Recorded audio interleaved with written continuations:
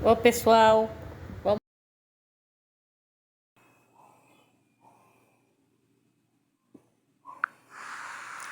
Ô pessoal, vamos para a carta, a parte das cartas, né? Conhecimento em 9 cartas. Carta 1, parte 3. Eu tive um problemazinho no finalzinho da parte 2. E esse aqui é o complemento, né? É o complemento da... Eu tive um problemazinho, tive que parar quase assim de uma vez, né? Aí aqui eu vou continuar, mas eu vou colocar lá como parte 3, tá? Eu ia começar lá, Jesus fala, né? É o meu lugar na história. Eu terminei, ia começar o meu lugar na história, eu tive um problema lá e acabei que... Aí vai ficar essa parte como parte 3. Carta 1, parte 3. Né? Canal Conhecimento em 9 cartas. Né? Então vamos começar a ler o que Jesus está falando, né? Bom, ele fala assim: meu lugar na história. Em primeiro lugar, devo assinalar que minha vida e pessoa foram brevemente referenciados por Joséfo na história dos judeus, escrito para o governador e apresentado ao Império Romano. Joséfo adotou sucintamente que Jesus, que tentou derrubar a lei e a ordem e o governo romano, foi castigado e crucificado. Tem-se dito que Joséfo pode ter se referido a algum outro Jesus, mas não é assim. Eu, que mais tarde me tornei o Cristo, que realizou o chamado milagre de cura e materialização, fui um rebelde, mas não era nenhum agitador. Não iniciei deliberadamente as pessoas a desafiar os romanos, nem a desafiar a lei e a ordem.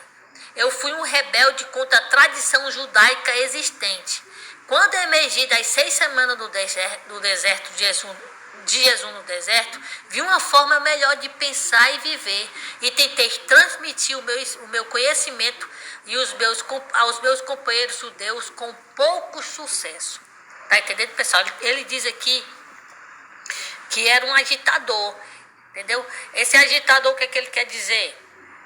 Ele está dizendo que ele era um agitador, mas não iniciou deliberadamente as pessoas a desafiar os romanos e nem a desafiar a lei e a ordem.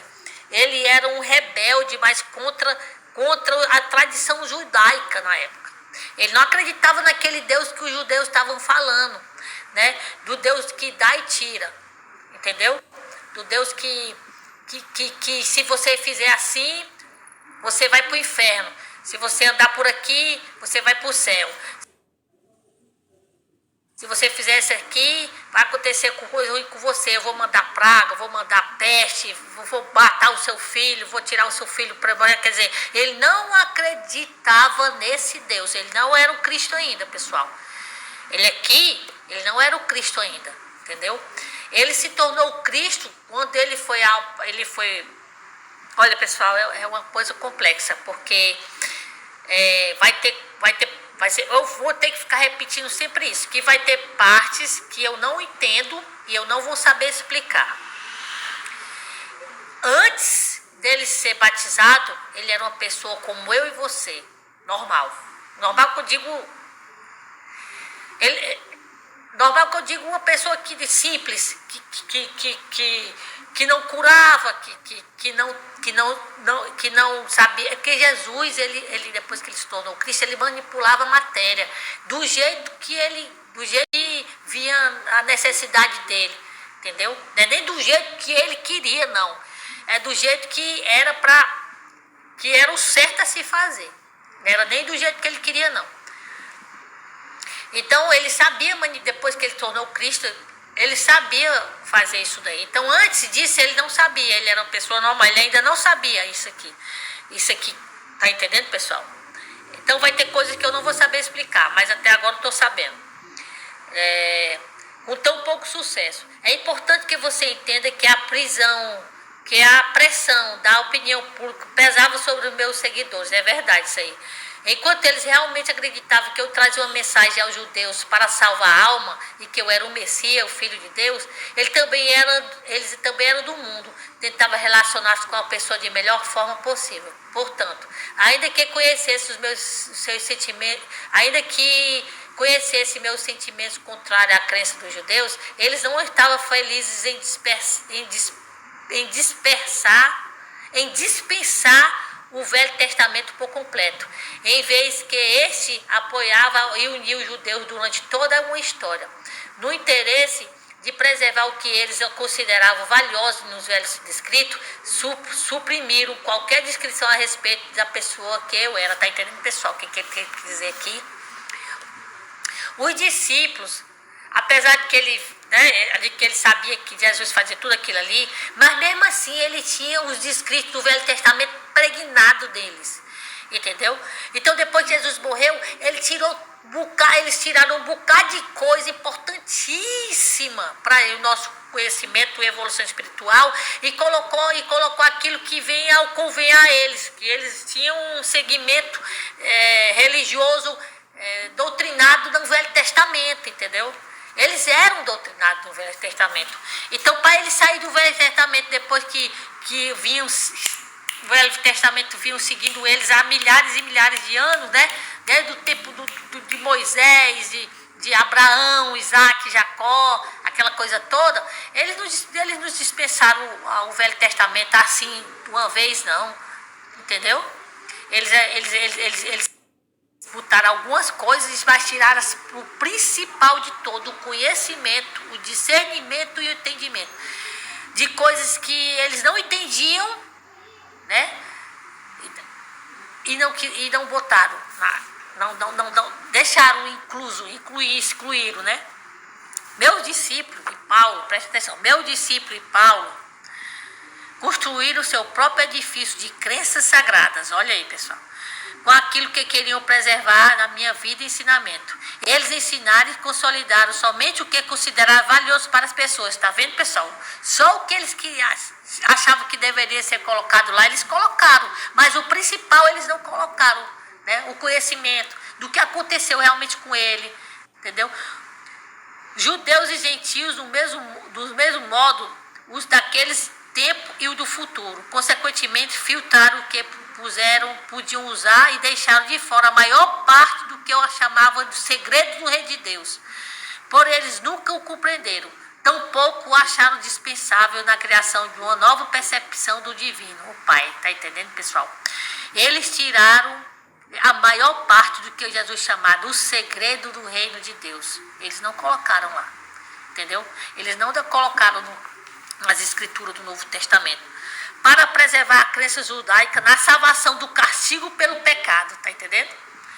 Por meio dos sacrifícios no templo, adotou-se a pessoa de Jesus como o supremo sacrifício que pagou pelos pecados do homem através de sua crucificação. Esta crença serve a muito propósito naquele tempo, tá vendo, pessoal? Meu Deus. Isso deu à minha morte na cruz uma razão válida e heróica. Ele provava às pessoas que eu era o Filho de Deus e que havia realizado uma missão específica até o fim de minha vida. Esta crença, pessoal, a morte de Jesus na cruz é uma crença. Esta crença, Jesus morreu na cruz. Aí você vai ver o que aconteceu. Esta crença também provou de ser grande consolo para os judeus quando o seu templo foi destruído pelos romanos. Tá vendo? 70 anos depois que Jesus morreu, vieram, derrubaram tudo. Ele está dizendo aqui, ó. Esta crença também provou ser de grande consolo para os judeus quando o seu templo foi destruído pelos romanos. Ele levou muitas conversões, muitas seitas de judeus e gentios também não acreditavam em vida após a morte. Tá vendo? Eles tiraram isso aqui da Bíblia lá. Consequentemente, era atualmente confortante escutar que Jesus Cristo havia superado a morte e mantido o seu corpo. Para muitos, ideologia humana daquele tempo, a vida não era possível sem um corpo. Portanto, vida após a morte somente poderia significar a ressurreição do corpo. Isso também manteve o meu nome constantemente vivo na mente da pessoa. Eu era o valente figura histórica que havia morrido para assegurar o homem, para os homens fossem libertados de todo o medo do inferno e da condenação. Desde que eles acreditassem em mim, poderia caminhar como um homem liberto. É somente por meu nome se manteve vivo até hoje que eu posso vir agora até você para oferecer a verdade que eu queria muito compartilhar com as pessoas há 2000 anos atrás. Tá entendendo, pessoal? Eles deixaram, por exemplo, vamos explicar isso aqui, essa passagem aqui.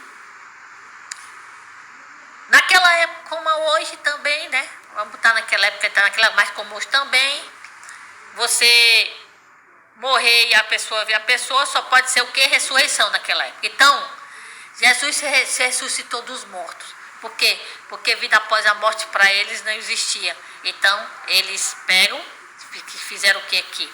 Disseram que Jesus ressuscitou dos mortos. Enquanto que eu não posso me aprofundar mais, senão eu vou contar muita coisa aqui. Então, tá dizendo aqui que isso aqui é uma crença, certo? Está dizendo que aqui é crença. Então isso significa que Deus está dizendo aqui que existe vida após a morte. A encarnação é uma coisa natural, é uma coisa normal, entendeu? Que hoje para a gente não é, para as pessoas não é, né? A ciência não explica, então não existe. Quer dizer, tá entendendo, pessoal? É isso aqui que Jesus está querendo dizer. Ó. Minha juventude e experiência no deserto. Pessoal, isso aqui é importantíssimo. Eu vou ler isso aqui, mas vocês vão se impactar com o que está escrito aqui. Quem não tem o conhecimento, né? Claro. Quem está vendo essas cartas pela primeira vez. Ó, eu nasci na Palestina, é Jesus que está dizendo. Minha mãe estava convencida de que eu era o Messias. Ao contrário das crenças populares, eu era uma criança santa. Aos 12 anos, levaram-me até meu... Pronto, peraí, deixa eu começar de novo. Eu nasci na Palestina. Minha mãe estava convencida de que era o Messias. Ao contrário da crença popular, eu não era uma criança santa. Aos 12 anos, levaram-me até o templo para ser entrevistado pelo sumo sacerdote, para que se determinasse se eu estava pronto para iniciar o treinamento religioso judeu. Fui rejeitado por ser demasiadamente teimoso. Tá vendo? Isso aqui é Jesus contando, viu, pessoal? Amargamente decepcionada, minha mãe me levou para casa e fez o seu melhor para criar-me na santidade que marcou o seu próprio comportamento em todos os momentos. Aquela era uma tarefa impossível, já que eu era, acima de tudo, um individualista de comportamento indisciplinado. Fiquei ressentido com as orientações de minha mãe e vamos virar a página, presta atenção, Jesus está contando aqui. E sua tentativa de disciplinar-me como um jovem, tornei-me impossível de controlar. Tá vendo? Isso aí quando ele tinha 12 anos. Um verdadeiro rebelde. Rebelde à adesão incondicional à minha mãe, à fé e à tradição cristã, né? A tradição judaica. Preferindo o riso e atividades hipócritas. Recusei-me a aprender um ofício que me confinasse à rotina. Escolhi misturar-me com todo tipo de gente das classes mais desfavorecidas, bebendo com eles, conhecendo prostituta e me divertindo, conversando, discutindo, rindo e sendo ocioso. Quando precisava de dinheiro, ia trabalhar nos vinhedos por um dia ou dois, ou fazer trabalho que me pagasse o suficiente para comer e beber, proporcionando o lazer que desejava. Tá vendo, pessoal? Jesus era uma pessoa normal. Normal quando eu falo assim. Ele ria, ele se divertia, ele bebia, ele andava com as prostitutas. Ele era homem, pessoal, entendeu? Isso tudo ele fazia, ria, discutia, né? Ele trabalhava, mas não queria trabalhar com um trabalho de rotina como eu trabalho, você trabalha, eu trabalho fazendo a mesma coisa todo dia, você também trabalha fazendo a mesma coisa todo dia. Eu não conheço ninguém que não desse tanto todos que trabalha fazendo coisa diferente. Eu não conheço, mas deve até ter. Mas é uma exceção. Então isso significa, pessoal, que Jesus está entendendo aqui que ele está dizendo? Apesar de todos os meus defeitos como ser humano, minha atitude descuidada e indolente, minha obstinação e determinação egocêntrica para pensar minha própria ideia sem me importar com que os demais pudessem pensar ao meu respeito. Olha aqui, pessoal. Eu tinha uma profunda preocupação com as pessoas. Eu era profundamente emocional. Em palavras atuais, eu seria chamado de hiperativo, hipermotivo. Tinha um coração caloroso, compassivo e empático. A presença da doença, da aflição e da pobreza me comovia profundamente. Eu era o acirrado defensor daqueles que você chama de desamparados. Poderia-se dizer que eu era um gente do povo. Vivia muito perto dele, no espírito de companheirismo, escutando suas aflições, compreendendo e me importando. Tá vendo, pessoal? Ele era uma pessoa que se preocupava, não gostava da pobreza, da doença, né? Se preocupava com os mais desfavoráveis, desfavorecidos, com o mais pobre, apesar de tudo que ele está entendendo. Isso aqui tudo ele está dizendo para você ver que não tem nada disso lá na Bíblia, né? É importante entender minha verdadeira origem e minha característica na juventude, pois foram os estímulos que me iniciaram, empurraram e impulsionaram a finalmente ser o Cristo. O que mais fortemente detestei e combati foi a miséria, a doença, a pobreza que via ao meu redor. Isso me enfureceu e me tornei intridente, apaixonadamente zangado por ver as pessoas maltrapilhas, magras e famintas, doentes e aleijadas, sendo cruelmente intimidada pelos líderes judeus que eu sobrecarregava com a lei e práticas sem sentido, ameaçando com punições de um Jeová caso não obedecesse. Declarei a todos os que poderiam escutar-me que aquelas pobres pessoas já suportavam o suficiente para também serem esmagadas por medidas sem sentido e restritivas do prazer. Qual era a razão de viver senão nascermos para sermos felizes? Pois é. Recusei-me a acreditar em um Deus justo, segundo a tradição judaica. As advertências bíblicas proféticas sobre o julgamento e cólera de um Jeová contra as pessoas me instigaram. Apesar de tudo, pessoas são pessoas, fazendo o que na sua natureza humana as impulsionaram a fazer. Nasceram pecadores, então por que deveriam ser julgadas e condenadas a levar uma vida de sofrimento e pobreza por não terem cumprido os 10 mandamentos? Qual era o sentido das tais afirmações? Para mim, essas crenças judaicas representavam um Deus ilógico e cruel, e eu não queria nada com ele. Tá vendo, pessoal? É só raciocínio, pessoal. É só raciocínio. Ai, meu Deus. A simplicidade e a liberdade que encontrei nas encostas das colinas, nas planícies, nos longos e nas montanhas refrescaram meu espírito interior e aquietaram a minha cólera, que me murmurava contra um Deus judeu. Assim, neguei-me a acreditar em qualquer palavra que os anciões judeus tentavam ensinar. No entanto, lá pelos 25 anos de idade, uma nova linha de questionamento tornou conta do meu pensamento. Enquanto eu caminhava sozinho pelas colinas, cada vez com mais frequência, minha rebeldia foi ao pouco sendo substituída por uma ânsia que me consumia de saber e compreender a verdadeira natureza daquele que, sem dúvida nenhuma, deveria respirar por meio da criação. Revisei o meu estilo de vida e percebi quanto sofrimento minhas ações haviam causado à minha mãe e às muitas outras pessoas. Embora eu sentisse profunda compaixão pelos fracos e sofredores, minha natureza rebelde havia me levado a um comportamento egoísta e sem consideração para com minha família. O amor subjacente por eles brotou em mim e me percebi igualmente rebelde contra o meu comportamento interior. Escutei falar de João Batista. Olha aqui, pessoal. E do trabalho que fazia entre os judeus que vinham até mesmo de Jerusalém para ouvir a sua palavra. Decidi visitá-lo para que me batizasse. Tá vendo, pessoal? No caminho do Rio Jordão, senti-me muito entusiasmo com a possibilidade de ser batizado e começar uma nova vida. Eu sabia que, apesar dos meus emocionalismo indisciplinado, também tinha nascido com inteligência aguçada e com o dom para debates inteligentes e persuasivos, a qual eu tinha usado caprichosamente de forma negativa, levando as pessoas a levando as pessoas a desenfreadas discussões. Eu havia jogado fora o meu talento em troca de uma vida de egoísmo, preguiça e prazer. Com o resultado, havia perdido todo o respeito dos demais e nem mesmo me respeitava mais.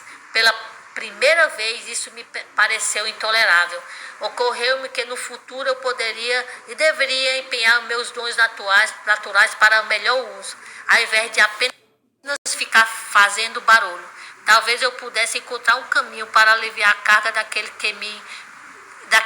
de quem eu tanto me compadecia. Até então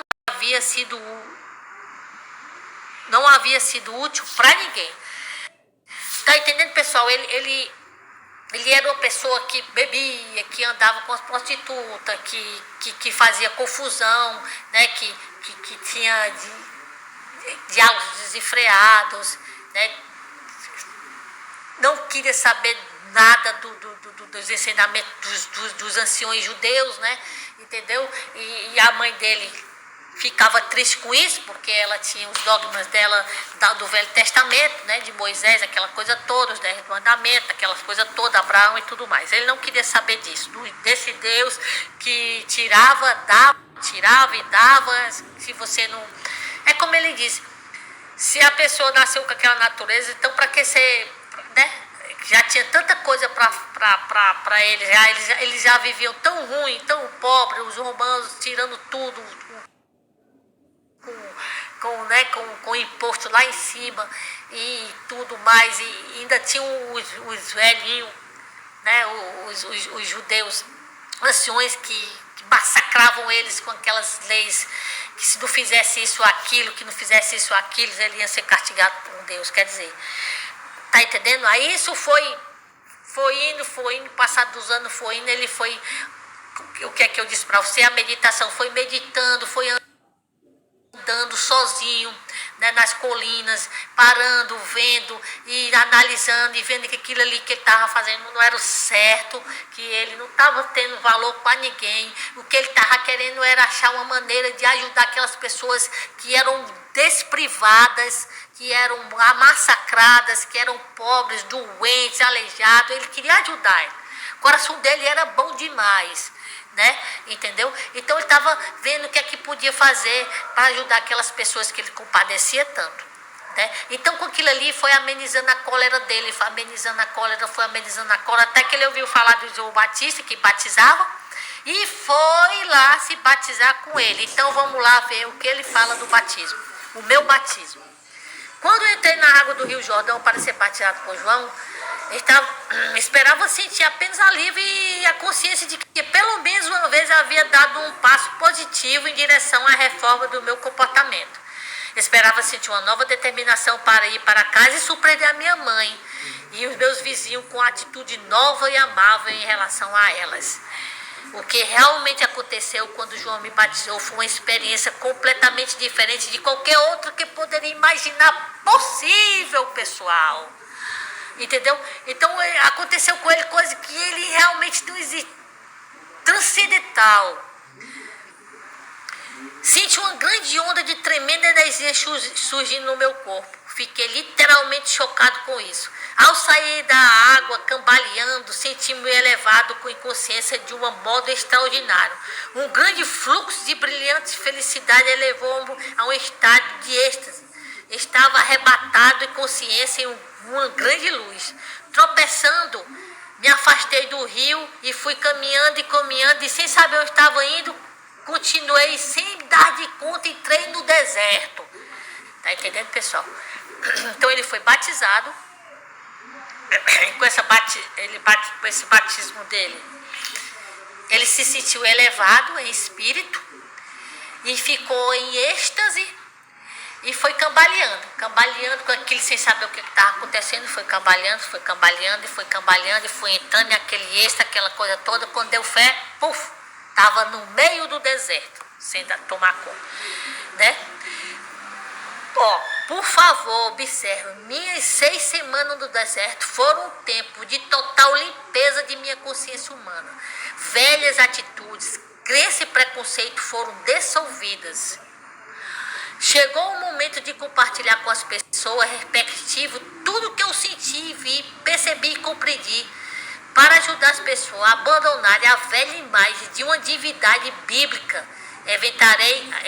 Evitarei me referir a Deus por uma palavra. Eu vou usar uma terminologia projetada para ampliar sua mente, para abraçar aquilo que realmente é, para além de toda forma terrena, cor, som, emoção e compreensão.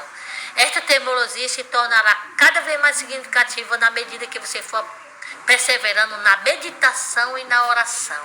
Tá entendendo, pessoal? Ele não vai usar a palavra Deus. Ele vai mandar uma terminologia para esta palavra. Tá entendendo? O que eu senti? Estive no deserto. Fui elevado no interior de uma luz radiante e me senti maravilhosamente vibrante, vivo e com poder. Eu estava cheio de êxtase e alegria e sabia, sem dúvida alguma, que aquele poder era o verdadeiro Criador, no qual todas as coisas criadas havia recebido o seu ser. Tá vendo, pessoal? Isso aqui, nossa.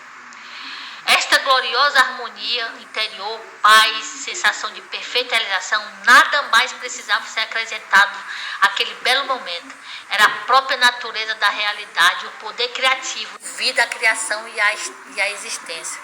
O que vi, compreendi e percebi quando estive no deserto? Fui elevado dentro de outra dimensão de percepção consciente, que me permitiu ver a verdade com relação à vida e à existência.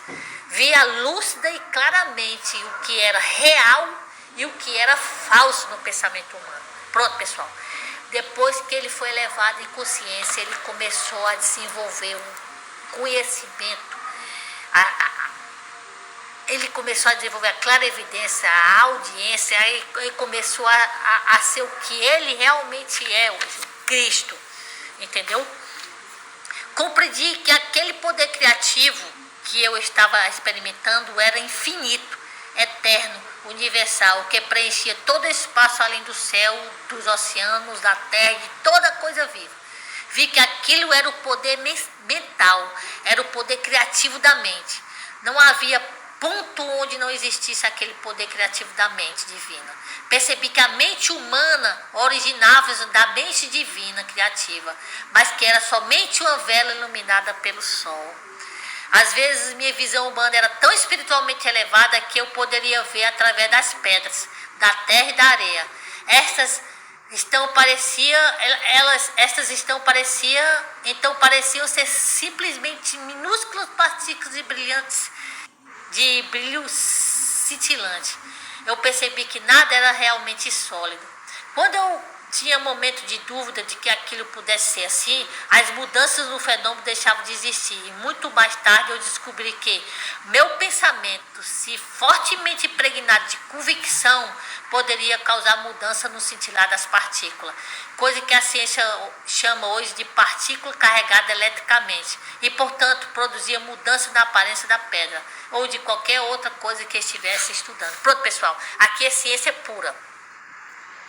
Ele via as partículas, as células, ele via tudo. Ele via as células da pedra, ele via as células, ele via tudo transcendental, tudo transcendental. Ele via as partículas das pedras, da areia, tudo, de tudo ele via. Ele começou a ver tudo transcendente, porque ele começou a manipular aí a matéria. Então ele via, ele via tudo. Por exemplo, eu estou aqui sentada, estou vendo aqui, tudo aquilo, ele via tudo transcendental e via as partículas que criou tudo isso, entendeu? Então, quando ele teve um pouquinho de dúvida, abismado, sem saber o que estava acontecendo, quando ele tinha, meu Deus, será que isso eu estou vendo isso mesmo? Aí começava o quê? Aquilo ali diminuir. Por quê? Porque botou a indecisão, botou a não fé. Ele estava vendo, mas não estava acreditando. Aí sim ele começava a diminuir o que ele estava vendo. Então ele viu que o pensamento pregnado, né, de convicção se torna lá na frente. Entendeu? Então vamos continuar. Foi aquele momento em que compreendi o poderoso efeito que a convicção ou a fé inquebrantável tinha sobre o ambiente, ao exprimir um comando ao mesmo uma crença. E ainda mais impressionante foi a abertura de minha mente, a compreensão em consciência cósmica. Ai, meu Deus, você está vendo aí, pessoal? A compreensão em consciência cósmica de que tudo que havia testemunhado era real. O poder criativo da própria mente divina tornou-se visível no cintilar das minúsculas partículas. Além disso, a aparência de tudo poderia ser profundamente afetado pela atividade do pensamento humano. Compreendi que não havia nada sólido no universo. Tudo que era visível estava manifestado em um estado de consciência diferente, que determina a composição e a forma de cintilar das partículas. Portanto, toda forma exterior era uma expressão da consciência interior. Compreendi que a vida e a consciência eram uma mesma coisa. Era impossível dizer isso é vida ou aquilo é consciência. A consciência era vida e a vida era consciência. Era o poder criativo de ambos. Mente universal divina, mais além, dentro e por trás do universo. Compreendi que as pessoas davam grande importância à individualidade e à forma. Elas não podiam imaginar uma mente ou inteligências operando no modo efetivo, senão por um meio de forma individual. Por isso os judeus haviam criado uma imagem mental de um imenso ser supremo, tendo todos os atributos positivos e negativos do ser humano. Desta forma, era possível para os profetas acreditarem e falarem da ira de Jeová, ameaça e castigo, e a da vinda de enfermidades e praga em resposta à desobediência humana. Mas percebi que estas imagens mentais eram mitos, elas não existiam, tá entendendo, pessoal? Então tudo foi tudo, na realidade, pessoal, a gente vem dominado pelo medo desde o início do ser humano, vem dominando o outro pelo medo, entendeu? Então os judeus, os líderes judeus, eles dominavam a massa deles no medo, né? Fora que os romanos dominavam pela força, né? E eles dominavam a sua própria raça judaica pelo medo. Percebi que em qualquer dimensão da existência era a mente, a inteligência manifestada, que era o fator mais importante no que se referia à criação ao homem em si, de modo que se deveria reescrever assim, o Gênesis assim: antes da criação era a mente, né? Antes da criação era a mente universal, o poder criativo dentro e por trás de toda a criação em si. Tendo visto tão claramente, para além de toda a discussão, que o poder criativo da mente universal estava em todo lugar, no infinito, no céu, ativo dentro de forma terrena, fui impulsionado inteiramente a olhar ao meu redor. Olhei e vi apenas cascalho e pedra. Então, subitamente me foi apresentada a imagem de uma bela paisagem na qual crescia todo tipo de planta, arbusto, aves sobrevoando as aves, os animais pastando na relva. Assistindo essa visão com a admiração, vi que as plantas e árvores, cada uma delas em si, mesmo os pássaros e os animais, na realidade, eram compostos de centenas e infinitas comunidades de minúscula entidade trabalhando sem parar. Seus cientistas modernos chamam de célula, em um espírito de total harmonia e cooperação, para produzir a substância e os diversos órgãos do sistema interno e aspecto exterior das entidades vivas e complexas. Está vendo, pessoal? Foi mostrado para ele que tudo que existe na vida é formado pelas células. Ele via tudo, ele tinha que aprender isso aí, ciência, naquela época, né, pessoal? É isso, pessoal, que ele viu no deserto, que ele está contando o que aconteceu no deserto. Contemplei esta maravilhosa atividade por longo tempo, ainda que o tempo já não tivesse mais importância para mim. Enquanto eu olhava, pensava, quem poderia ter adivinhado que sob a cobertura de pelugem, plumas e pele, havia tão intensa atividade em diminuta comunidade de entidade, trabalhando juntas para dar vida, forma, nutrição, cura, proteção e resistência ao corpo de tantas espécies diferentes? Era a inteligência do trabalho realizado que atrai a minha atenção. Tá entendendo, pessoal? Ele via as células trabalhando para fazer a vida na Terra. Assim compreendi que o trabalho era parte integral da atividade do poder criativo, desde a menor entidade, célula dentro do sistema vivente, até a avançada entidade no universo, o homem em si. No sistema de todos os seres vivos, todo o trabalho estava sob a direção do poder criativo divino, na qual estavam os planos e desígnios da criação. Vi que esses planos e desígnios eram, na verdade, forma de consciência, e poderia chamar de palavra, uma vez que cada palavra significava uma forma muito especial da consciência. Assim, a palavra original na consciência do poder criativo se manifesta no mundo visível a palavra e, portanto, o padrão da consciência permanece na mente criativa divina, manifestando-se constantemente em si mesmo. Pude ver então que tudo no universo vivia, se movia e tinha o seu ser no poder criativo da mente universal, né? A qual era infinita e eterna e era a única verdade, a verdadeira realidade por trás de toda manifestação de forma individualizada. Encher-me de louvor, pois todo mundo encher-me de louvor, pois tudo no mundo procedia e ainda estava dentro desse supremo poder criativo da mente divina. Fiquei maravilhado com todas as atividades secretas que está sempre operando em tudo que é vivo, incluindo o corpo humano. Perguntei-me, como é que uma entidade tão pequena funciona de forma tão inteligente, de acordo com os planos específicos para produzir sem erro a forma proposta, o tronco da árvore, a folha, flores, fruto, inseto, pássaro, animais e corpo humano. Compreendi com mais clareza ainda que o poder criativo era a própria fonte de toda a atividade inteligente do universo. Se o homem possuía inteligência, era somente porque havia extraído da fonte universal de todo o ser. Além disso, foi-me mostrado que o poder criativo sempre trabalha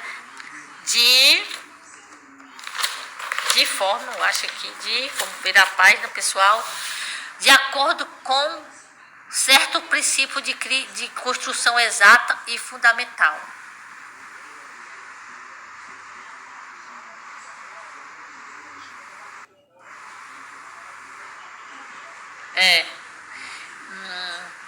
Foi-me mostrado que, assim como o homem tem característica clara e uma natureza bem definida ao se apresentar frente ao mundo, assim também o poder criativo possui uma natureza clara e definida, características distintas, as quais poderiam ser claramente reconhecidas da maneira como todos os seres vivos, plantas, animais, aves e homens foram construídos e mantidos. Vi que estes princípios e características claramente observados no processo da criação eram leis invariáveis governando toda a existência. Estas leis são tão parte da vida que nunca são questionadas, são constantes e consistentes, mas não havia tais leis se não houvesse poder criativo e inteligente se manifestando por meio do universo. Esses princípios da criação, as características do poder criativo em si, são os seguintes, e os traduzo para o tempo presente, porque esses princípios são eternos. Tá entendendo, pessoal? Vou parar aqui que ele vai começar a explicar a natureza do poder criativo e inteligente, porque eu acho que já foi muito extenso. Pronto, pessoal. Aqui é ele contando o que aconteceu com ele lá no deserto, certo? Entendeu? Então é isso. Isso aqui é só o começo, entendeu? É só o começo do que aconteceu com ele, né?